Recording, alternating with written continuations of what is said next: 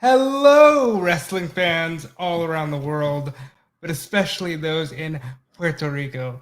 My name is Robert DeFelice. I'm filling in for Kate Hensler. I got with me Alex Cardoza. We got with us for a brief shining moment, the wonderful Alex Pulowski.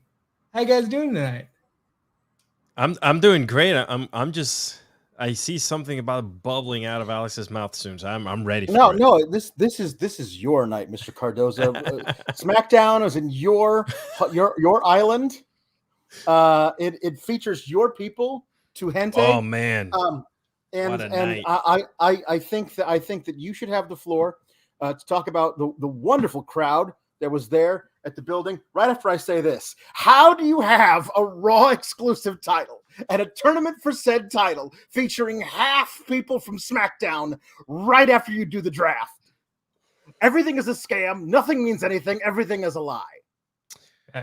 Amen to that. That is the most true thing I've ever heard, Alex. That is, my friend. You should run for president. I don't know if you can run for president on that, but I at least feel confident in your logic. President Alex. of Fightful. Do it, Alex. Yeah. I should.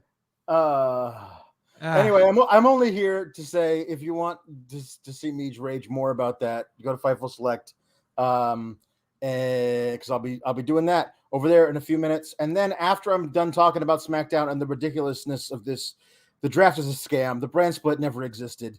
Everything you thought was true is a lie. After I do that rant, and then I don't know, talk about Karrion Kross, I guess. After that, I'm gonna fire up the Bleacher Report app and watch the final Deletion and do alternate commentary over it. So yeah. Anyway, come hang out if you feel like it. You absolutely should go hang out with Alex Pulowski 100%. over there on Fightful Select. It's the best $5 in the industry. Not only do you get his wonderful rants, but you get a bunch of exclusive news from Sean Ross Sapp and exclusive interviews from the whole team at Fightful. Alex, you're a wonderful man, and I'm sorry that WWE is going to put you in an early grave. Yep, it's only a matter of when, not if. Only a matter of when. You better up your policy. When is not tonight, and you need to go and hang out. Yeah, I will. Have a good night, guys. Bye. Yes, sir. Thank you, Alex. Appreciate you. Bye. All right. That's great. So, yes, I'm Robert DeFelice. That is Alex Cardoza. We're going to cover not only the ridiculousness that is SmackDown and having a co-branded tournament for a brand exclusive title right after you've started a draft. We're going to talk about AEW Rampage. Alex, do you have any preference as to what we start with tonight? No, I mean, I'm ready to start with Rampage as well. I'm ready to start. Let's start right at the top of Rampage. I missed a couple matches here and there because I was trying to rush back home, but I know that a certain special match happened that everyone on the internet's going crazy about. So I mean, this was basically the firm deletion accompanied by a couple of other matches. But guys, we want to hear from you. Get your super chats in. Get your humper chats in at humperchats.com. Let's have a fun time, but let's kick it off with Rampage. And Rampage started off with a hell of a match. The Lucha Brothers and El Hijo de Vikingo taking on the QTV team of Powerhouse Hobbs, QT Marshall, and Aaron Solo. This is essentially the Lucha Brothers and Vikingo flip around a lot. The QTV team, they're doing their best. They're really leaning on Hobbs, as I guess this is basically the factory plus Hobbs is QTV. We didn't get a wonderful 630, but we did get the Lucha Brothers pinning Solo with the Fear Factor. And what was a fun match? I'm not happy about the fact that Hobbs is already just out of the TNT title picture, but it is what it is, and I'm sure he'll be back soon enough. What do you think about this, and what do you think about where everybody's going in this situation? I feel like you just mentioned the QT team, right? The QTV team. I feel like it's them and Powerhouse Hobbs. Like it's not. There's no reason to include Powerhouse into the team as a whole. I think they need to push that man even further. Perhaps if they're not going to be using him for the TNT title any further, why don't we just throw him into, I don't know, the International Championship or something? You know what I'm saying? Let's elevate this man. I completely agree with that. I think he's been thrown in here just because they need the believability that comes with having a guy like Powerhouse Hobbs, because Kitty Marshall and Aaron Solo, while they're great at what they do, they don't have that credibility factor that Hobbs can give them. Alex, I love Vikingo. I think he is the closest thing to a 96 Rey Mysterio that I've ever seen in my life. He's so much fun to watch. And I can't wait to see the entire industry try to catch up with him and be based around his style, the way the modern style is based around something that Rey kicked off a couple decades ago. Outside of this, we know that Fenix is going to take on Claudio Castagnoli in a double Jeopardy champion versus champion match this Wednesday on Dynamite. What you think about that? Little weird here. Like, where I tend not to like to have these like belt versus belt matches and stuff like that. You know what I'm saying? I feel like it kind of takes away a little bit from someone who might get that opportunity to shine, even if they don't win it, right? So, yeah, I don't know. I think that is built for the fun match quality aspect of it. Correct, yeah. It's not like he can win a singles title, tag team title, a singles match. Don't know why they're calling it that. Maybe there's something they're building towards on the Ring of Honor spectrum. Truth. Yes. They'll be filming in Universal this weekend, so we will have more on that as it comes. But let's move on here. We got to a video package basically hyping the Double or Nothing main event, the Fatal 4-Way, and showing MJF absolutely throwing a tantrum after realizing he didn't get his way. There will be the 4 Pillars 4-Way at Double or Nothing. And what do you think about that? I'm excited for that, man. Like, they're putting a lot of time into, Darby and Sammy and them, and that's great because you kind of are putting your money where your mouth is when it comes to building inside talent, right? And working within, where it's not always, you get the people on the Twitter machine always putting out, oh, if it wouldn't be nothing if it wasn't for these McMahon boys that you hired, But look what they're doing. Yeah, I think it's overdue for them to have for sure. I absolutely think it's overdue.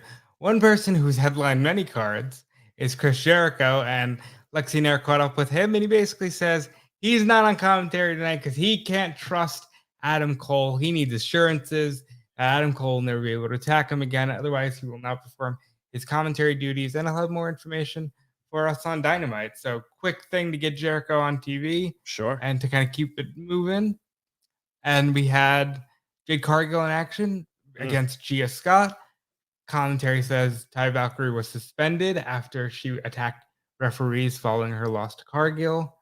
And real quick squash victory for Cargill, who is 57-0. Yeah. At this point, what do we do with Jade? Who beats her? Is it Taya? Are we waiting for Statlander? What are you thinking with Jade? Man, if you're gonna be building this up, I don't. Can you squeeze in 40 odd matches between now and Wembley? Well, and get it to 100, and then bring in Statlander at Wembley, and she has the big babyface pop at Wembley and wins the match. Like, oh my God, can you imagine what the place will look like?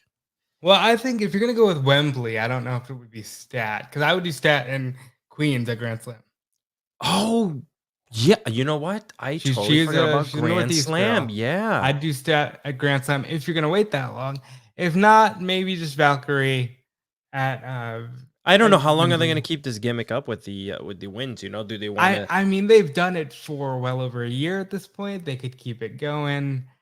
I kind of feel like it should be Taya Valkyrie. Same. I think she's done enough. She is a star at a level enough. I thought it could have been Athena like a year ago, but they've kept it going. So, but do you bring in Valkyrie now? Even though, like, I know she's an established professional wrestler, with her impressive resume, but do you put that like title on her now and kind of forget about everyone else who could probably had been working their way up to her? Or do you just say, man, Jade just squashed everyone? So no, it is going to have to be Valkyrie.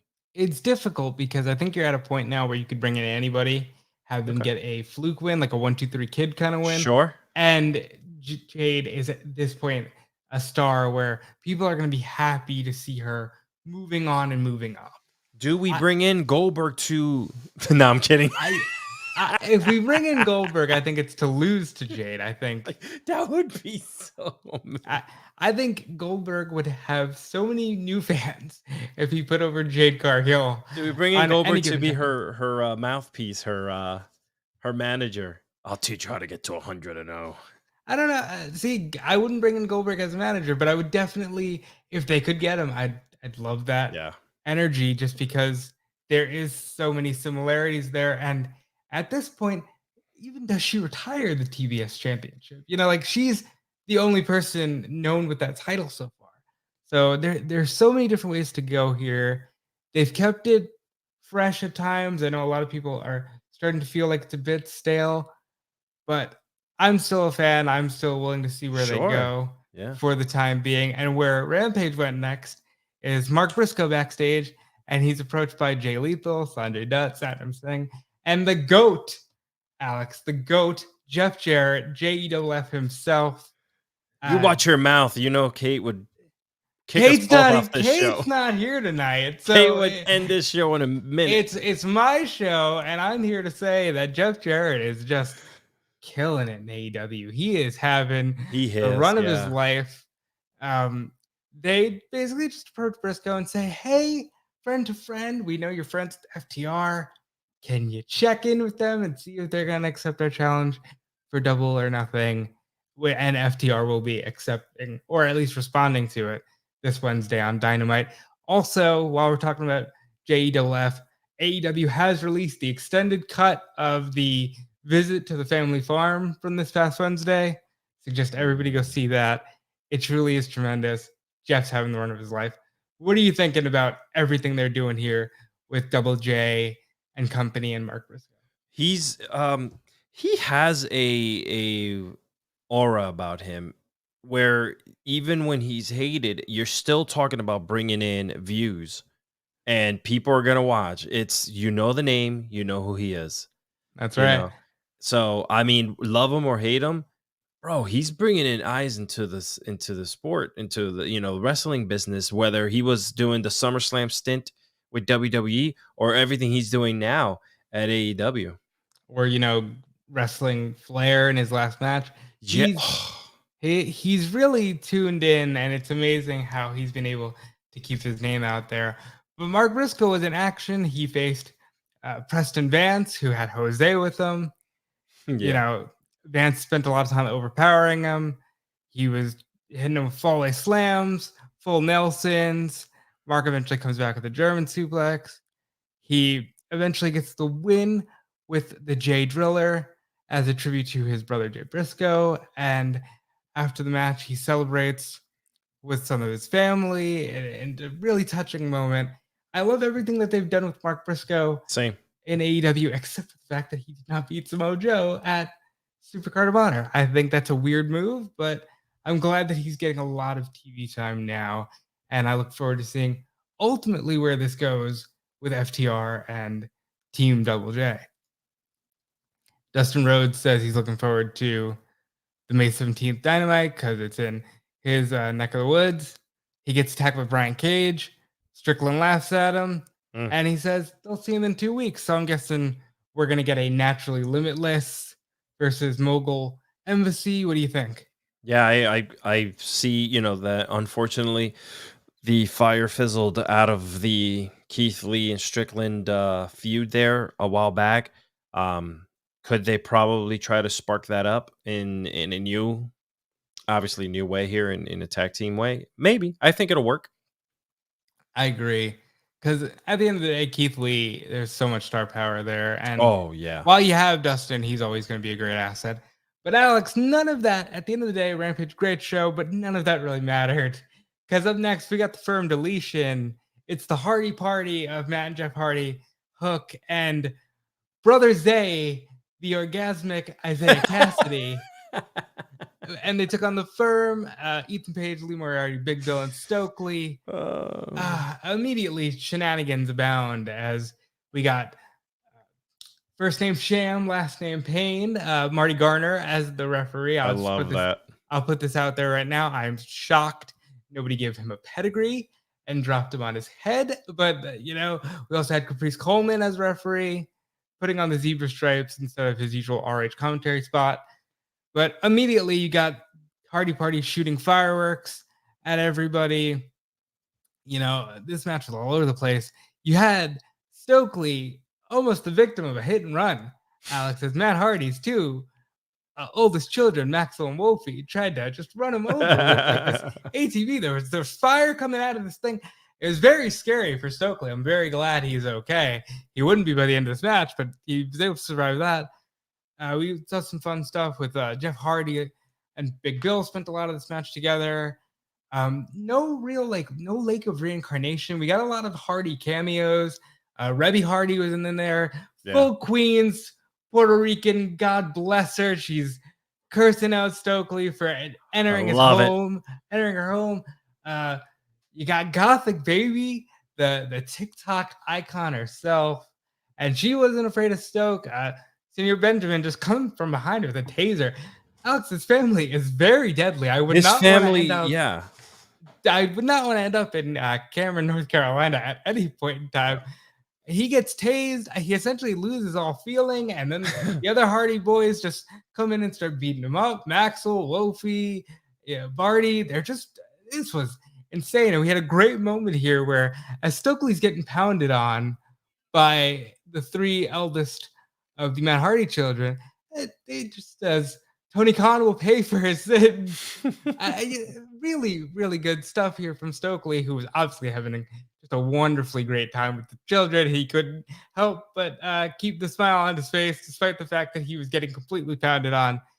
We saw a Maxwell Hardy Maxton bomb. We saw Isaiah Cassidy hit his own swanton, give the world the moan they were waiting for, hump the ground. And then, as Matt Hardy said, orgasmic Isaiah, I knew you'd come. What do you think of this madness here, Alex? Can I tell you something? For all the they say non-entertainment stuff that AEW might not do all the time, that was freaking great because it was entertaining. It had the wrestling in it, obviously, and they get away with so much. They have the freedom to do anything. And it's so good. I know that they did it once at WWE and it was cool to watch, and they had a couple cameos in there. But the way that they have the freedom to kind of just go on and do what they want it's pretty cool. I don't know. I would have done a little bit more. We didn't see Skarsgård, the dilapidated boat. I had a bit more of high hopes. Honestly, if I'm being honest, I would have made this the whole hour. You've got 8 people and a whole family to cameo. I would have made this the whole hour. Hook got in some shots. Yeah. Eventually, Jeff Hardy hits the Swanton bomb and Matt pins Ethan Page. The Firm has been deleted. Now, Matt Hardy has said on his podcast that this should likely be the end of the Firm and the Hardy Party, this group might exist in the future. Do you have any particular direction where you want to see them go? I don't know, man. I know you just mentioned. I also saw some stuff of Matt Hardy saying, he'll do some type of modified version of what we just saw. A modified version of the Broken Family, right? So maybe that's the way he kind of just. Do you think his career's almost over? Do you think that's where he's headed? Well, we know that Jeff Hardy wants to end his career in AEW, and yes. I'm sure Matt is feeling the same way as well.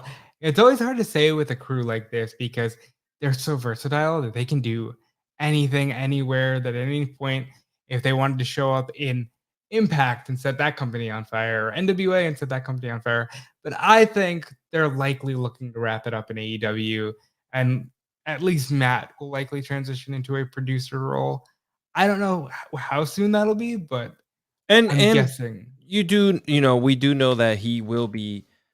They will both be getting put into the WWE Hall of Fame. I don't know how that happens with them being in. I know they had Billy Gunn before, you know what I'm saying, show up on WWE television. Right. So I don't. I don't see the modern AEW allowing that kind of crossover. Right. You know what I mean? Yeah. We do have a super chat here from Orion Ben 666 saying organizing a search party for Stokely. Who's in? You know, I think I wouldn't be surprised if we just see Stokely. Like the Hardy children are homeschooled. I wouldn't be surprised if he's just outside their window menacingly, because he's not. Something tells me he's not done with King Maxwell. Man, those kids are gonna grow up to be stars. I'll tell you, we wouldn't be surprised if Tony Khan already made them all elite. I mean, honestly, at least Maxwell, we know he's like 4-0 at this point, undefeated. Hit a really nice swanton bomb. I think he's going to be just like his father and uncle. Yes. Looking to get into the industry sooner rather than later. I see a question here. Were there any Easter eggs? There weren't too many. Like, that's what I'm saying. Like, at least first run through, I didn't see too many. I would have preferred a reincarnation spot for like a big cast or something. I thought maybe Mark Quinn would show up here. I think the Easter eggs were the family members themselves, and it was a lot of fun to watch. And I hope we get more of it down the line. And Sure. But by far, Alex, line of the night was from Orgasmic Isaiah saying when Matt said Orgasmic Isaiah, I knew you'd come. He said, Matt, I always do. And for those of you that are watching that want to make sure that much like Orgasmic Isaiah, you always come. We got something for you. Hello. Is your penis limp? Would you like it to be erect? Fortunately, BlueChew.com and the code FIGHTFUL is going to help you out an awful lot. Maybe you're having trouble with that. Maybe you just want the confidence. Well, BlueChew.com and the code FIGHTFUL is right for you. Free. Your first order is free. You just pay $5 shipping. There are a few other steps you go through. You consult with the online physician. If approved, it's shipped straight to your door in a discreet package. But your first shipment is free with the code FIGHTFUL. It's got the same active ingredients as Viagra and Cialis, so you know they work, but they work on your schedule or whenever you're not ready and you want to be ready, whenever the mood arises. It's in a chewable form, very easy, very simple. Help yourself out. Give yourself that confidence with BlueChew.com and the code FIGHTFUL. Yeah. Damn right. You got me good, bro. Yeah, that's I try to bring it. I mean, God, no, Isaiah is a next level star, and I think being with the Hardys like this, he's probably gonna stand a chance at a breakout. But that was really the bulk of Rampage. They set up quite a amazing card for Wednesday. Tony Khan called it a pay-per-view on TV. Yes, he did. Cage match with Kenny and Mox. The aforementioned I almost call him Cesaro Claudio against Rey Fenix. We got House of Black defending against Bandito and the Best Friends. Lots of really fun stuff, including Anna J. A.S. against Julia Hart in a no DQ. What are you thinking about Wednesday night? Wednesday night will be a zoo. Let me tell you. So I'm a supporter. I'm a supporter of everything that has to do with the world of wrestling.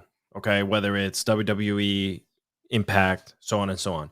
So just to see like the shows on Wednesdays, like the way that they're structured, AEW is like a party. And I've gone and I support WWE events. I go to SmackDown, I go to Raws. So, but there's something about that show, man. And I think this Wednesday in Detroit, right? That's where they're doing it. I believe so, yeah. Yeah. Oh God, those people at Detroit, get ready. You're gonna have a good time, man. If you've never been to an AEW show out there, gosh. I think at the very least, I feel comfortable saying the cage match should be one to be remembered. But that wraps up Rampage. let's talk about SmackDown. And we're going to get into a little bit of Backlash too, since we're here. We'll talk all about tomorrow night's show. SmackDown kicks off with the LWO. Ray, Zelina, Legado del Fantasma, they all come out. Huge pop from the crowd in Puerto Rico. Ray says, he's happy to be representing. Zelina is in her home base. She's just getting in all the love from the crowd. Of course, Judgment Day interrupts. The crowd chants some very spirited things. Yeah. About towards one Dom Mysterio. I don't know how Ray felt about that, considering some of that might have also been lobbed at him and his family. That sets up the mixed tag for later. The main event ended up being Ray and Zelina against Dom and Rhea. I'm surprised we haven't gotten more of Dom and Rhea as a team. What do you think of the opening segment? How you liking this? How you liking this Puerto Rico crowd?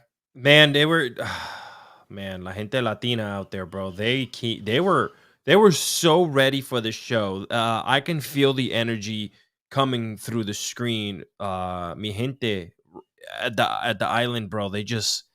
They brought it. They wanted this. They needed this, and they got it. And they were showed up 16,000 strong, bro. I think that they should make Puerto Rico part of their rotation. First of all, you're talking about the wrestlers that are mostly down in South Florida, or in Florida, I'm sorry, I should say.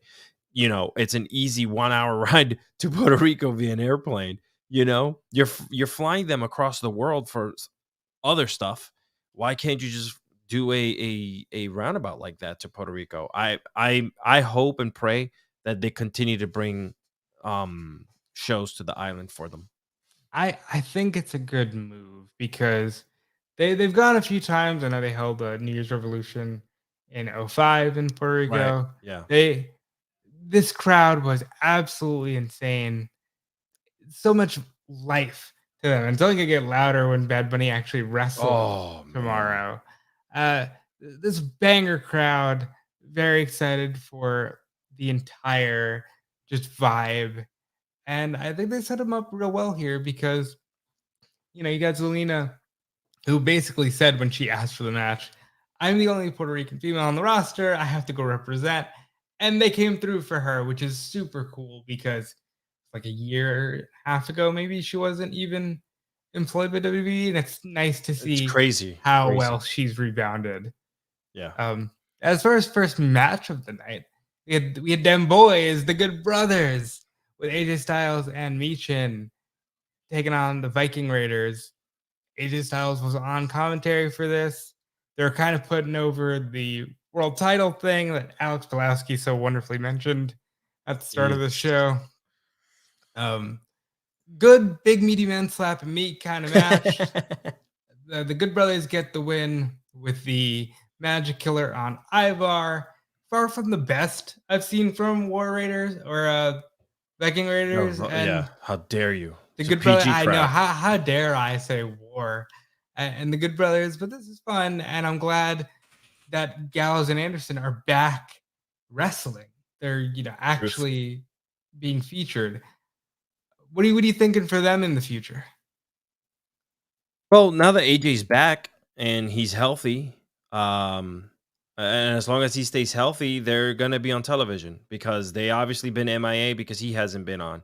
So even, can I just say, and I'm not being negative against them, I'm just saying, like, even when he was healthy, AJ Styles, we didn't really see a lot from Gallows and Anderson on television. I would love to, like, when they first made their way into WWE television, it was a big effing deal. And I'd love to see them continuing to do that with them. Like, I don't know, man, they're special talent. And they're signed and they're just lackeys, for the better word, right? They made their debut in 2016, taking out Roman Reigns. I think we're getting Bloodline OC at some point, leading to I'd hope so. AJ and Roman at some point. Now that AJ is going to be exclusive to SmackDown, the Roman show, I don't know when it happens, but I'm guessing it's one of the few matches that they're looking at the card and going, we got to do that one because it's been way too long. Yeah. But speaking of the Roman show, there's a recap of everything surrounding the creation of the new WWE World Heavyweight Championship belt. Alex, before we get into the tournament, how do you like this belt? What do you think about this? The design of this? Like, I haven't gotten the chance to really sit down with you and talk about it. What are you thinking about the entirety of the situation surrounding the belt? It looked like they took the 16 pounds of gold. Is that what they called it back in the day? The big gold belt. The big gold belt, yeah. Yeah. It looks like they took it, put it in Photoshop, hit the emboss button, made it super thick, like all those fine lines that are in the belt, made them super thick so they pop out, and bam, stuck the WWE logo in the middle just to make sure The branding. that you knew that belt was never belonged to WCW or NWA or anyone. It is a WWE belt in its entirety. Yeah. But I like it. I like it. I like it, and just because if it kind of looks more like an actual title, it doesn't look like a toy. I definitely prefer it to any of the other designs Yes, they have. Even if I don't love the bastardized idea of the big gold, you can tell Triple H said, I love that one. I want that one. And I feel like someone in marketing said, okay, but we have to put the logo somewhere Right. big. Yeah, and you that's gotta what they came up sell. with. You gotta sell. These things are gonna be created into toys. They gotta make sure not only can they sell replicas, which people will just take anywhere, but toys too for the kids. They want them, throw them out there. And I think they're going to sell really well. But let's get into this tournament. It's going to feature Raw guys, SmackDown guys, even though it's a Raw exclusive championship belt. How do you feel about that just a week into the brand split? And who do you see going all the way here? You know what? I don't know. I have no idea who comes with that. And I said this to, I think, Alex last week. I'm happy that I can't guess who's gonna take it. Though, the obvious would be Cody, right? But I don't know, and I'm happy about that. I actually want to see where they're gonna take this. I don't know why it's being defended on both shows. I understand that they're giving opportunities to wrestlers to take the belt, and I guess the winner of that belt, if they're on SmackDown, automatically becomes. They will just go to Raw. Yeah. Yeah, I don't see any trades. I don't think they're that ahead. I don't think they think like that, and it'll be pretty silly for that to even happen. The problem is, like Alex said, we just had the draft. Mm-hmm. So where does that leave us? Rob, like I wish God, just make those lines much clearer for us. I think this draft has exposed how dumb a draft idea is when you don't have clear general managers, clear decisions as to why has brand X picked this superstar. I think we should get back to those things. As far as this particular element of it, I like the idea of Raw guy, SmackDown guy at Night of Champions. Yes, I think it's ridiculous. I think if you wanted to kind of bring it around full circle, you could have the SmackDown guy win the belt, and then Raw trades Cody over to SmackDown so that he can finish that story. Spoiler alert, I think Cody Rhodes absolutely finishing the story well before SummerSlam. I don't think it's a toss-up as to who's going to win, though. I think it's Seth Rollins' belt to win and set the pace for it. Yeah, I know that they're mixing. Maybe they just want you to believe that, Cody might not win it because everyone knows that Cody's gonna win it, right? So maybe they're playing with our emotions, Rob. I don't know. Well, what I would do, it's like you can have Cody Rhodes acknowledge that belt as a viable championship while still maintaining true to himself and saying, however, I must finish the story and I must win that one so that the entirety of the WWE universe can have a fighting champion. That's why I'm entering myself in Money in the Bank, or however he wishes to find his way over to SmackDown to face Roman Reigns. Oh, God. I don't think he should win this because that means he will never get to finish the story, or at least has to wait until WrestleMania to finish the story, and then you got to find a convoluted way to get him back across from Roman. So I've, as a lot of people here know, I'm the producer on Wrestling with Freddie, and he did say us. He told us a story. He didn't give any names of them. By them, I mean WWE and Triple H being historians, right? You know how Triple H loves history and wrestling. How he's probably recreating the hard time storyline that his dad went through. He went through that long road, the hard times, and he cut that amazing promo. And he feels that someone inside of WWE told us to Freddie that he feels that they are probably recreating that for Cody. So maybe it's hard times for Cody and his payoff will come at WrestleMania 40 or whatever. I don't know. I definitely think Cody Rhodes is in for more hard times. Super hard times. Within the next 24 hours. But I see, my feelings on that are Cody Rhodes has lived through his hard times. His story is hard times. He came into WWE at 22 thinking, I'm the Prince of Wrestling, and then they made him Stardust. Those were his hard times. And he found his own way back up. No, go ahead. I'm sorry. I didn't mean to interrupt you. Go ahead. But those hard times of him leaving and coming back, right? They can't put that into history, what happened within those 6, 7, whatever years that he was gone, right? Because he was somewhere else. WWE is very synonymous of creating their own history and creating their own fandom around something. So yeah, the prodigal son or whatever returns to WWE, from undeniable to whatever. To whatever freaking undesirable to undeniable. You are building the story from the time he gets to WWE, right, back to when all these hard times are happening up until he wins it. And I think that's what they might be doing, rewriting everything so that, hey, let's forget about the fact that he was here and left somewhere else to build that, and let's do what we're doing here. And give him his hard times. Here's what I'll say to that. I watched the wonderful A&E documentary on Dusty Rhodes. Very nice, yes. Cody made it very clear it was all about the setbacks for Dusty, and I wouldn't be surprised if Cody's okay with facing a few of those in his own right. I still think, for me, the money is you have Cody win Money in the Bank.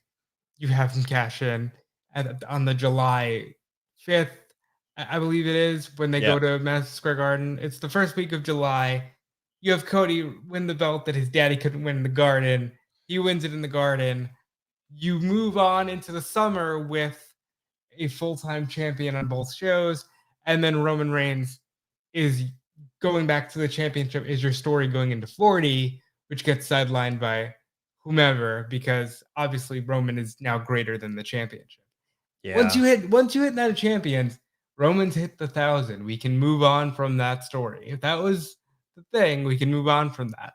But in the spirit of moving on here, obviously we're not going to know anything about that world title until give us 2 Money in the Bank cases, Rob. A red one and blue one. I absolutely would do that. I absolutely would. Raw Women's Champion, who is now drafted to SmackDown, Bianca Belair, came out to cut a promo about how she's happy to be in Puerto Rico. She's happy to be back on SmackDown. She's happy to be going against Io Sky for the red title on the blue show. They're both on the blue show. We'll make sense out of this come Saturday night, folks. Don't worry. You lost me already, Rob. I think I quit. I know. Of course, Damage Control interrupts. Bayley runs her down because that's just what she does. Bayley rightfully says she made Belair on SmackDown because last time they were both on SmackDown, they were the feud for each other. Liv and Raquel come out to save Bianca from an attack here. It's announced that Raw superstars Liv Morgan and Raquel Rodriguez, Alex, will be facing SmackDown superstars Bayley and Dakota Kai on SmackDown for the WWE Women's Tag Team Championship. Because what's a brand split, man? I don't know. I don't know why we're doing this. I don't know how they're going to make sense out of this. But what are you thinking about all the players involved here? That's exactly what you just said. It's a Not to curse, a cluster, as if you know what I mean. It's a cluster. It's a cluster flip. It Oh absolutely, my positively gosh! is. Yeah. Here's how I see it happening. Rio will retain over Zelina Vega. They will then have Adam Pearce go to Rhea Ripley and say, "Congratulations, you are now the Raw Women's Champion. Give us your SmackDown title because Bianca versus Io is now a SmackDown Women's title match." And we move on because the one thing we shouldn't do is have Bianca and Rhea swap titles because it's childish. Yeah, that didn't work out for them the first time, did it? No, Rob? it did. It did not. It really, it did not. And I think they'll try to manufacture that same tension, but nobody wants to see that. Just rename the belts so that you don't have to go through this every year, or just make the champions not draftable. They don't do that, Yeah. WB, because they're telling stories, pal. Karrion Kross and Scarlett talk about the upcoming match with Nakamura, and Kross promises to beat Nakamura before asking how much his honor is worth. I'm liking Kross. I like Kross on the mic. I think he's a dynamic character. He's somebody they can have a lot of fun with. And I think this is one of his strong suits, actually talking. We get another promo from Sami Zayn, Kevin Owens, and Matt Riddle. There's a video package there. And then Sikoa says to the Usos, "I'm going to do my part looking at the Samoan Spike Thumb. You guys better do yours." What do you think? Where are we going here with the bloodline? It really feels like you have a wonderful story capped at WrestleMania on night one, where Sami and Kevin beat the Usos. The next night, you have Roman retain, and now there's a fracture in the bloodline, but it also feels like this is a story too far. It's gotten too far. It's now reaching the stale point. Yeah. How do you get around this come Backlash, and just in general with the Usos and Solo? So I'm a besides everything else that I do, I like to write, and one of the things I've learned how to write, is scripts and storytelling. A story, B story. How do you mash these things? What do you do to spice them up? We had that for a while with the Bloodline. We had the A and B story going on for a while. Both are gone. I'm sorry, they're both gone. Correct. Both A is gone and both B are gone. Where do they want to go with this? Because what's going to happen is I feel like they're going to play it out. All my old heads, we know what play it out it means, getting tired of it. So they have to move from it. If they want to create the havoc between Roman and his cousins, do it. Just get it over with. Don't prolong it because it's becoming, like you just mentioned, stale. Same thing goes if you can get The Rock involved. When does that happen? And is it going to fizzle out and just be, okay, cool, they're just having a match by that point? I always felt the vibe that they should have just been having a match. Dwayne Johnson has no reason to dethrone. No, exactly. Not at take what the point belt, will right. be like 1200 day Roman Reigns.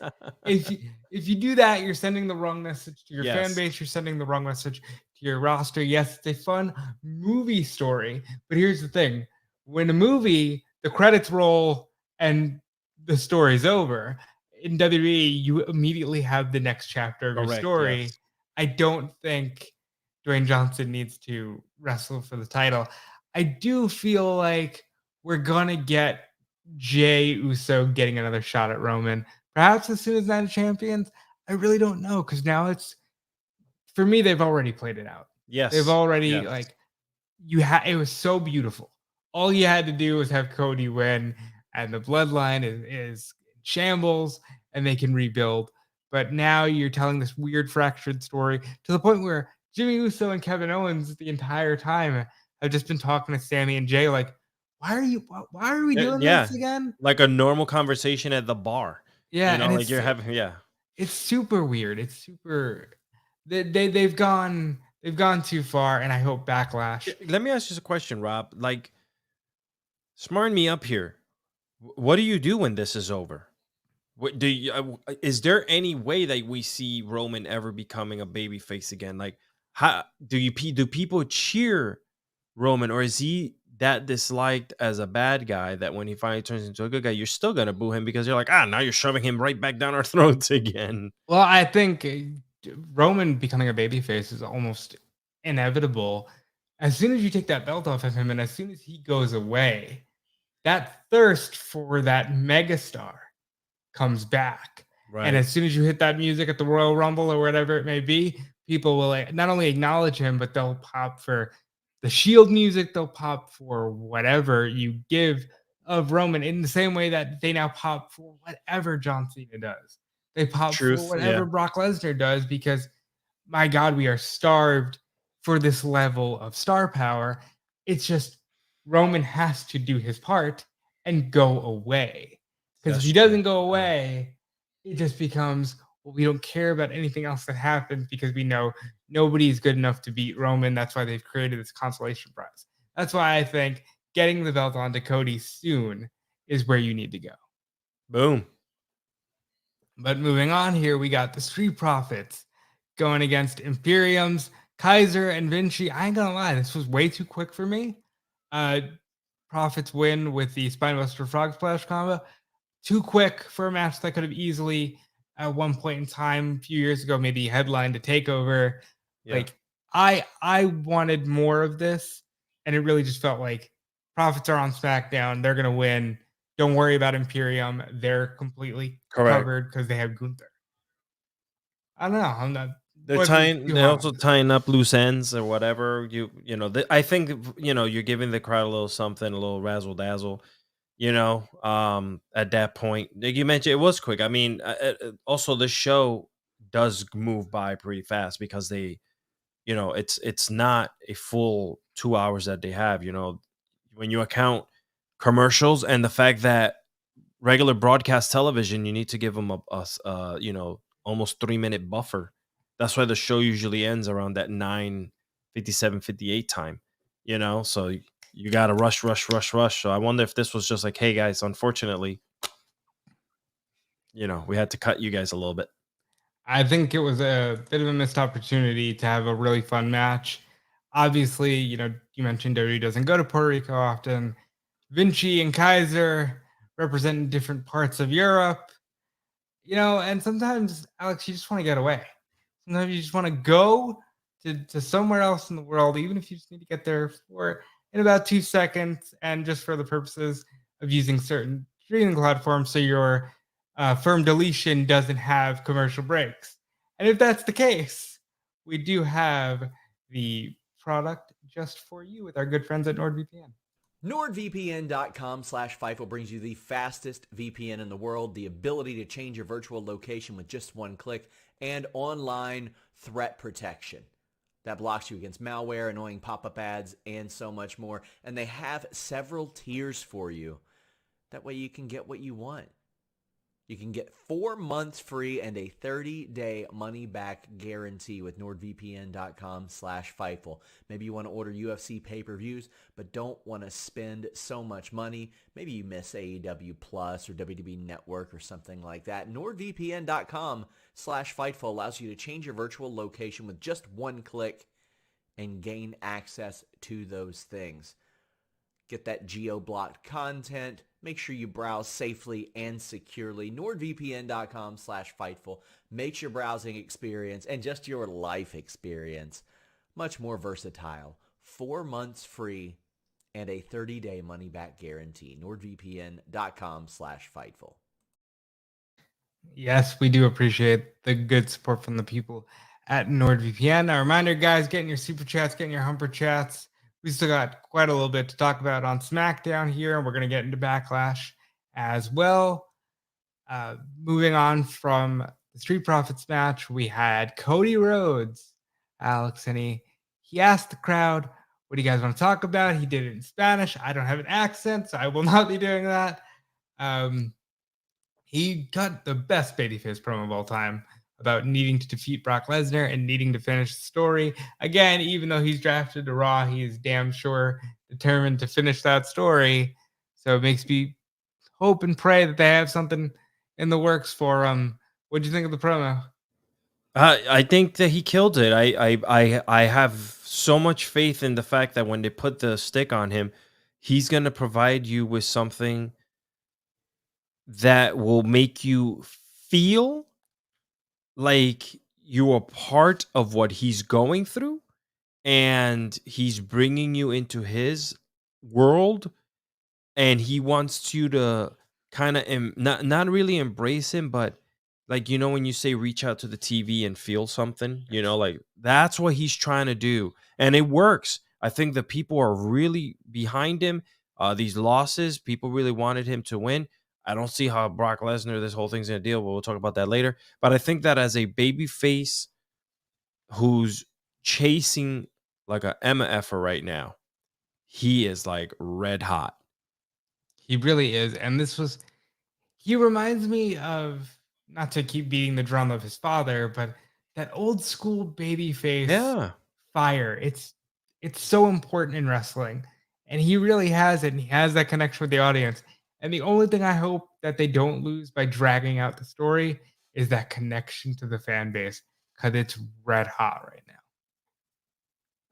But moving on, Shinsuke Nakamura tells Karrion Kross one thing, come on, and he heads out for his match. They have a really fun back and forth, Shinsuke Nakamura and Karrion Kross. We see a powerbomb into the turnbuckle post. We see some knees from Kross. He tries to get the win with his Saito suplex.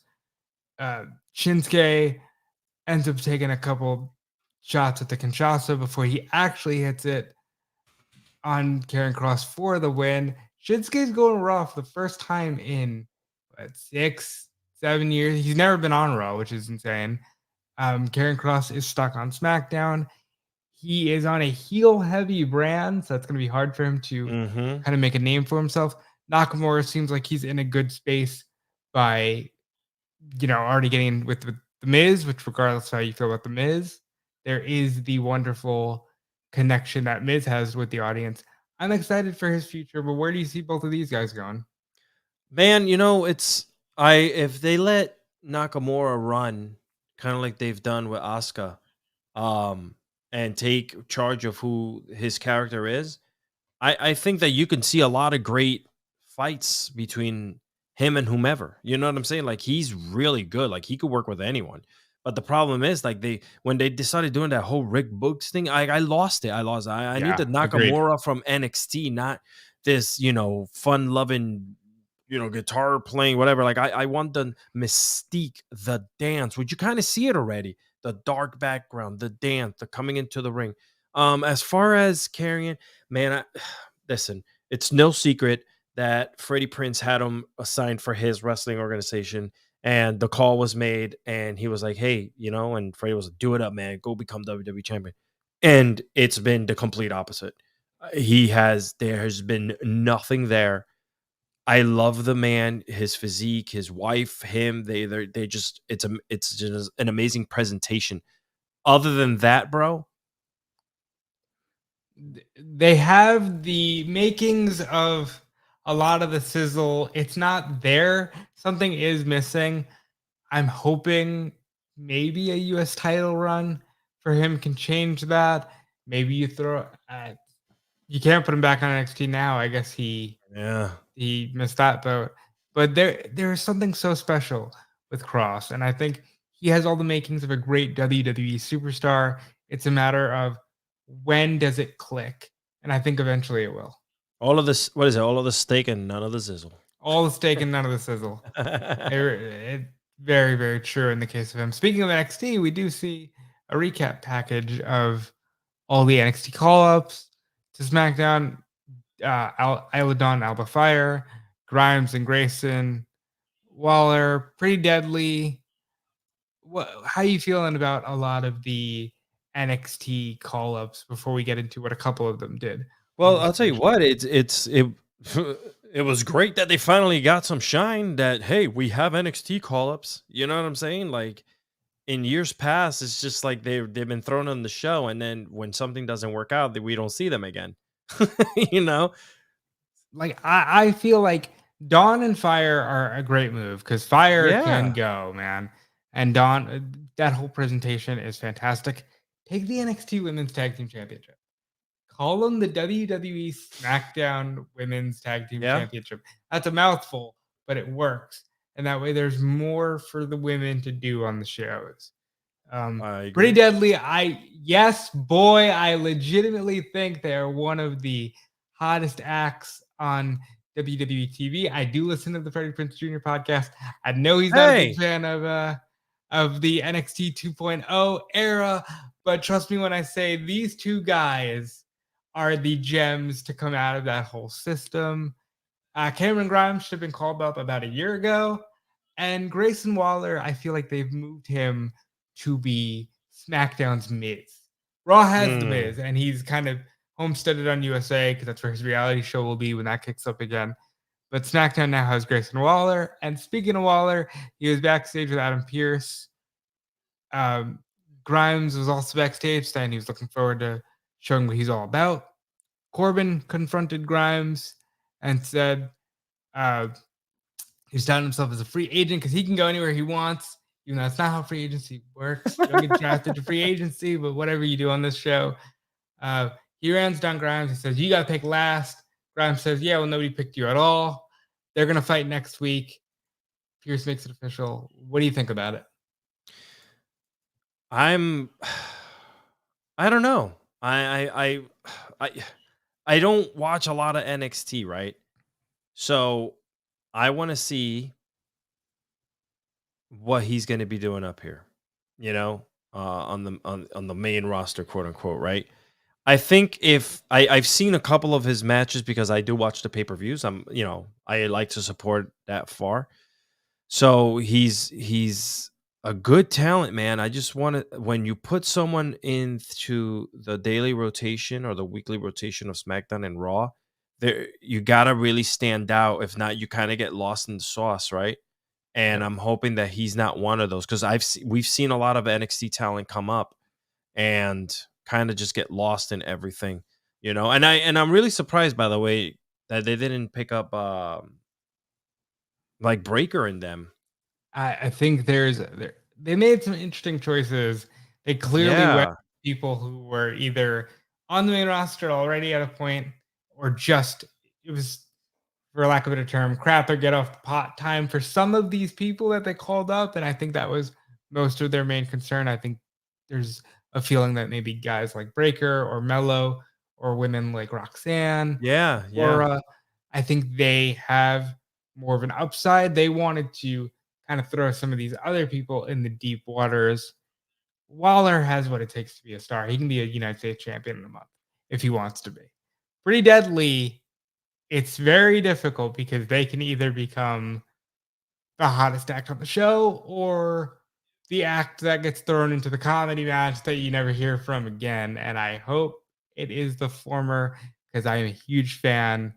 But it all starts next week with Grimes and Corbin. I'm not sure if this means that Corbin is, okay, we've drafted you to SmackDown, or if he's just going to float from now until eternity. But at least they've got this match going, and I'm excited to see Grimes on the main stage. Yeah.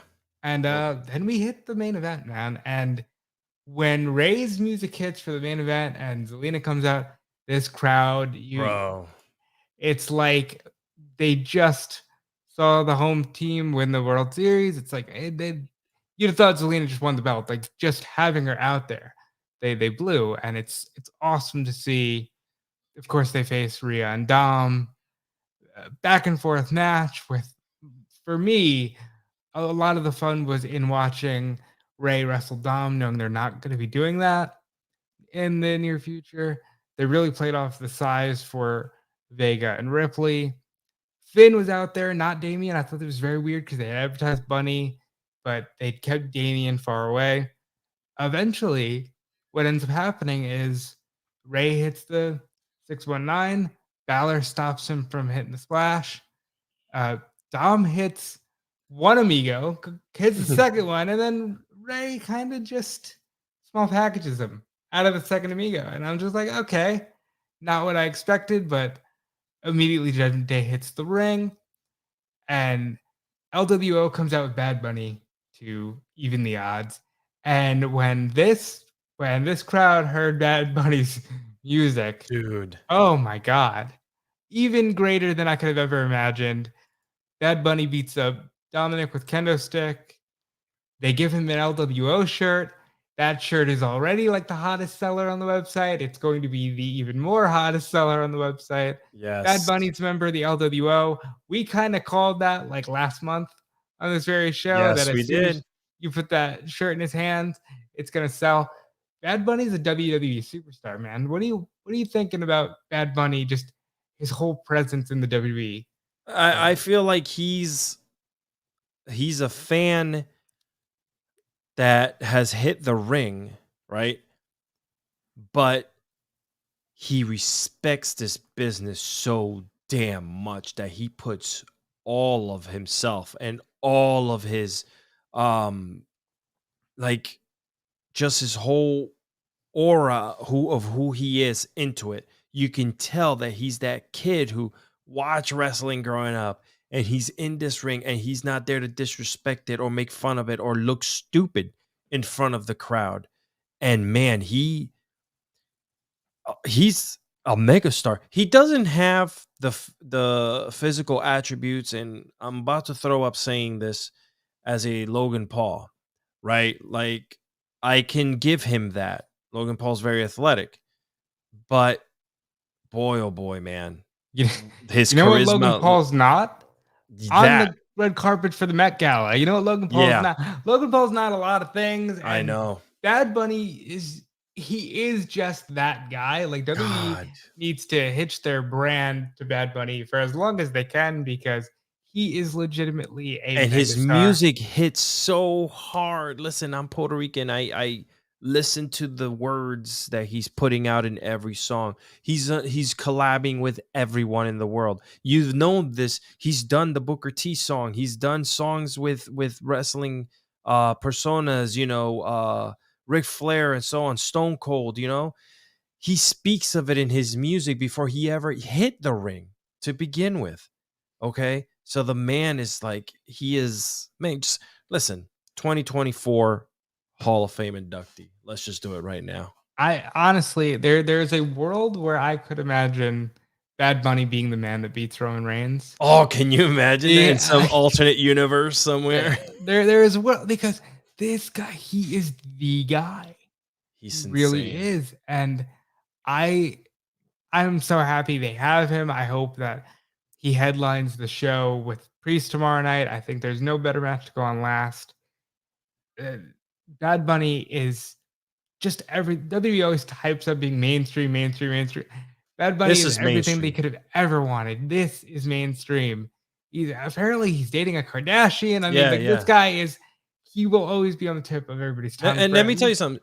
What is it? Cyndi Lauper back in the 80s Yeah. transcended rock and roll and WWE together. A female super burning hot star at the time.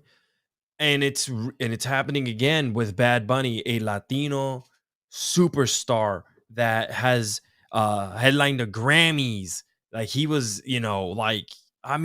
he's everywhere, and WWE has this cash cow in their hand and the golden goose, as you like to, we like to say. And I think that they need to continue utilizing him in one way, shape, or form with whatever. And he's happy. He's happy doing it. So make him the face of LWO. That's it. Sorry, Ray. That's what I'm saying. Retired. I mean, it really is a dream. And with that, let's kind of transition into a little bit of Backlash. And guys, get in some super chats and humper chats while you can. We're going to run down the Backlash card. Yeah, but give us your predictions and super chats and humps. Hell yeah. Hump us. Honestly, it is Friday. It is 11 p.m. on a Friday night. Go ahead and hump us if you want. Humperjets.com. Yeah, I love it, dude. All right, let's go here because it's the match that nobody ever saw coming on this card. Seth Rollins and Omos for no reason at all. Oh God, yeah. But still no reason at all. Where are we going here and why? Maybe we're building up Omos to be this, soon to be incredible superstar. Hopefully, I don't know. You feed them to all these people. My prediction: Let him beat Seth. What is Seth gonna lose? Seth ain't gonna lose anything. Seth is just gonna move on and continue going to something bigger. If Omos wins, I think he's fighting Roman in Saudi, and I think Saudi would enjoy. Can you imagine that? I think if you ever did a match with two guys like that, it's you do it in Saudi. But I'm gonna suggest Rollins probably wins because I think Rollins is winning that tournament, and that tournament starts on Raw. Moving forward to the Raw / SmackDown / I don't know Women's Championship match, Bianca Belair and Io Sky. So here, this is where I'm sitting with this. Bianca Belair wins. She hits 400 days with the title that no matter what, she's losing at Backlash because she's either going to trade it to Ripley or she's losing to Io. Io's the one woman who can beat her because you set up a program where there's infighting with damage control. Bianca loses nothing because she's losing the title either way. I don't know where I see this one going, but how about you? I don't know, man. I don't see it. I don't see Io taking it. I mean, there could be some tomfoolery where that could happen, but I mean, it is Backlash. It's not like it's a throwaway pay-per-view. Like their pay-per-views actually are starting to mean something, you know? I don't know. I don't see it. I don't, unfortunately. And then they'll do the trade, like you just said before. I'm gonna play it safe and say Bianca wins and hits 400 days as Raw Women's Champion before officially relinquishing it to the arms of Rhea Ripley, who will undoubtedly, in my opinion, go over Zelina Vega, who shines by getting a moment to shine in front of the Puerto Rican fan base. Yeah, unfortunately, I would have loved to have the Puerto Rican homegirl take it, but yeah, no. And I also feel a very strong kinship to Zelina, being someone from Queens, New York myself. I'm happy to see how far she's come, but I don't see her going over Rhea Ripley. I think Rhea Ripley might keep that belt through Mania. And let kind of tell you something that she should. The woman's a freaking star. She like oozes, like you see her and you look at her and she's gotten so much better in every way. Every way. I think she is going to be a pillar of this company for the future. There's a reason she was the first overall draft pick on the second night of the draft. And no matter what, Triple H has fully thrown his support in the camp of Rhea Ripley. And I think that continues here. Here's a toss-up. United States Championship. Austin Theory versus Bobby Lashley. That's about it for the toss-up because this match will also feature Bronson Reed, but that doesn't really matter because he's on Raw, where they have the Intercontinental Champion Gunther. So really, it's a matter of who's walking away with the United States Championship in the SmackDown, Alex. Austin Theory or Bobby Lashley? Yeah, I think Austin Theory somehow sneaks his way into victory. He's another one. I hope that they do something with him, with Theory, in the sense of like put him in some meaningful feuds and meaningful things. Like he's holding the U.S. title belt, but to me that run now has gotten stagnant. I don't know what he's doing anymore. I would like Lashley to win to freshen up the championship. Yeah, and secure a fighting champion for the blue brand. However, with Roman Reigns coming back on May 12th, which is next Friday, and definitely heading in towards 9 Champions where he'll hit the 1,000-day mark, I don't know if they need Bobby Lashley to hold the United States title right this second. I'll say Lashley spears Reed and Theory pins Reed off of the Lashley spear for the victory and to retain his title. And then moving on down the line here, we got the Bloodline, Jimmy, Jey Uso, and Solo. I would like it if Paul Heyman was there. I'm guessing he won't be. Against Kevin Owens, Sami Zayn, and Matt Riddle. Bloodline has to lose here to continue that story that the Usos keep losing. Yeah. And I think in Puerto Rico is when you see the crack, the big one. We seen a little bit inkling here and there of stuff happening. I think this is the big crack. I think Solo might Samoan spike one of the two. I think it would make most sense if it's Jay because he's the crux of all of this. Yeah. And if they're gonna spike someone, though, I want Heyman at the helm. because he's such a great little Yeah. disturber, a Him great little standing in the manipulator. middle of the ring and going. And you know what that means right there. And he's so just enamored with the Samoan heritage when he starts talking about Anawai Uso Fatu. He gets into the whole thing. You can tell he's loving what he's doing. But I'm thinking Bloodline loses, and maybe, just maybe, Solo does throw and spike someone. Yeah. I'm down with that. All right, Cody Rhodes versus Brock Lesnar. What are we thinking? Well, I mean, at this point, call the coroner in Puerto Rico and San Juan, because you're going to need them to identify what's left over from Cody after Brock gives him his 30 suplexes. We're going to get Suplex City in Spanish. We're going to get otro más, another one, otro más, so we'll they're gonna love the fans counting the German suplexes in Spanish. Oh, they counted the ref yes, they did. Covers today in Spanish. I popped so hard. Uno, dos. I was That's so good. So good, bro. So good. Cody Rhodes, love him to death. I think he's losing to Brock Lesnar, and I think here's the worst part. I think it's gonna be quick.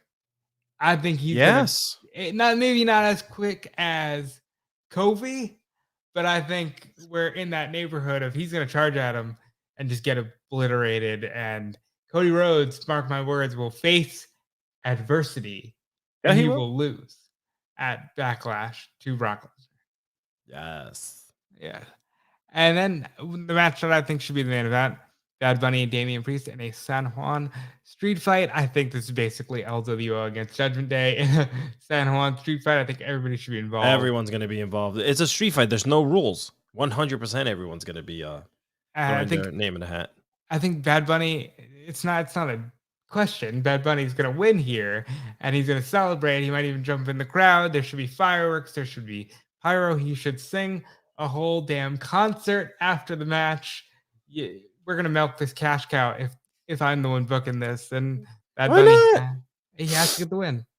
I mean, there's just no reason why you can't. If Mr. Bad Bunny Benito decides to say, "Hey, I want to continue, bring me back every other month, whatever the case may be. I'm not touring, I'm not doing anything. Why wouldn't I do something that I freaking love?" Yeah, and I'll go on record. I think the show will be a lot of fun. I don't know if it will matter in terms of stakes in the grand scheme of being correct things, but this one will be fun. Sets us up nicely to head into the real draft.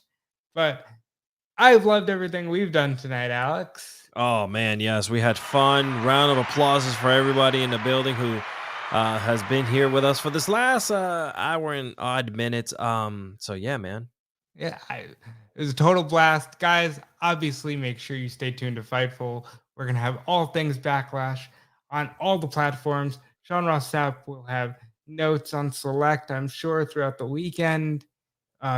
Stay tuned to the review podcast. Stay tuned for just everything going on. We are going to just have you completely covered for this weekend and beyond as we head into May with Double or Nothing and Night of Champions and NXT Battleground.